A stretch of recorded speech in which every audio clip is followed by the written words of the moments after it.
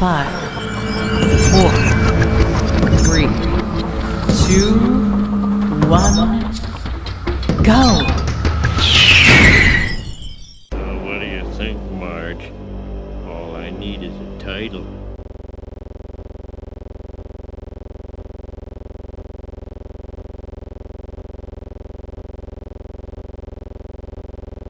Michael Knowles is an opinion guy who does podcasting over at the Daily Wire, the news group that includes Ben Shapiro and Matt Walsh, amongst others. Of course, we are all aware of the events that took place in Christchurch, New Zealand on the 16th of March. A bodybuilder, 28-year-old Brenton Tarrant, posted a 74-page manifesto to various social media sites and news outlets before going into 2 mosques and shooting people. As of the time of this video, 50 people are known to be dead. The immediate reactions were totally predictable. Of course, New Zealand's Prime Minister said that they would immediately be looking into strengthening the nation's gun laws. They already have some of the toughest gun regulations on the planet, so I guess making them some of the toughest in the galaxy is the goal here. Meanwhile, the left in the United States has gone batshit crazy, calling for more gun controls like they always do when these sorts of tragic events happen. The reaction from the right was also predictable. While social media sites did the predictable thing and removed Tarrant's manifesto from the internet as fast as superhumanly possible, other right-wing media sites such as Fox News and the Daily Wire refused to use the killer's name in news coverage. For both outlets, this has become the common policy, not wanting to give this criminal any more publicity if at all possible. Of course, I have problems with both of these stances. Less so with the left, as they will cry for gun controls at every opportunity.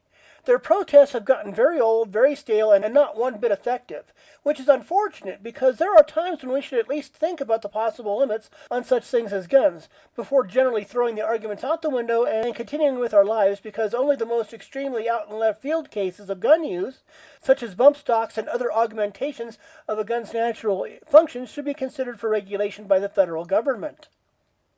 As for the right, while I understand the impulse not to want to give people such as Tarrant more publicity, there is a difference between that and not reporting the news at all. Last time I checked, both Fox News and the Daily Wire were news outlets, attempting to report the news. As such, your news people should not be moralizing and withholding information while doing so. That's something your opinion people can do at will. Directly to this point, Tarrant will soon be in prison for the rest of his life, at the very least, so any publicity he gets will be useless.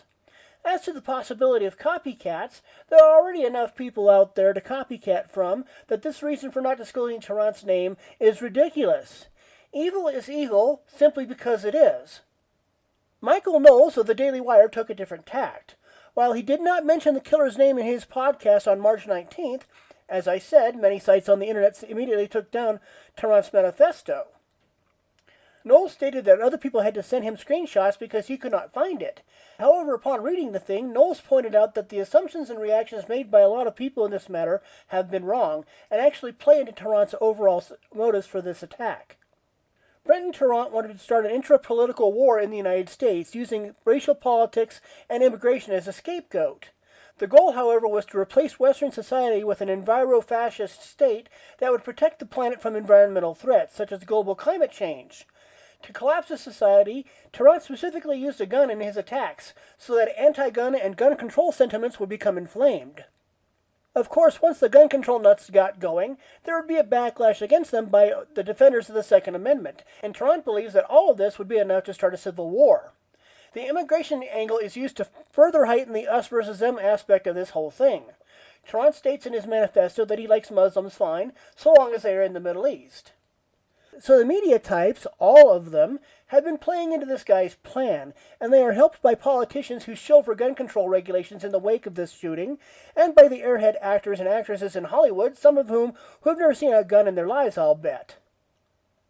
Then we have the Orange Man Bad angle, which was given life when the people who hate Donald Trump took one line out of the manifesto where Tarrant asks himself, "Were or are you a supporter of Donald Trump?" To which he replies, quote, "As a symbol of renewed white identity and common purpose, sure." But the media types all miss the next line. Quote, "As a policymaker and leader, dear God, no." Given that Donald Trump is not a white nationalist, but rather a leader backing America first, Tarrant's support is misplaced.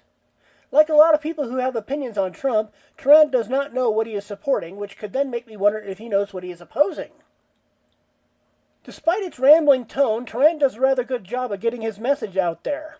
So, if ignoring the manifesto or burying it is not the answer, then what is? It is times like this, my friends, that we must remember that the majority of the people on this planet are civilized human beings who generally would not hurt anyone. In the United States, that means that while this country has gotten a few things wrong in its past, we have gotten so much more right, and we will continue to be Americans, as we have always been. This is where Tarrant fails in his message, because although we might bicker like the Hatfields and McCoys over various policy issues and politics and such, we are easily brought together by the larger fact that we still have some things in common with each other. We are Americans, and America is part of the wider civilized world. As long as we have that, Tarrant's dystopian view of the future will never come to pass, and he will rot in jail waiting for it.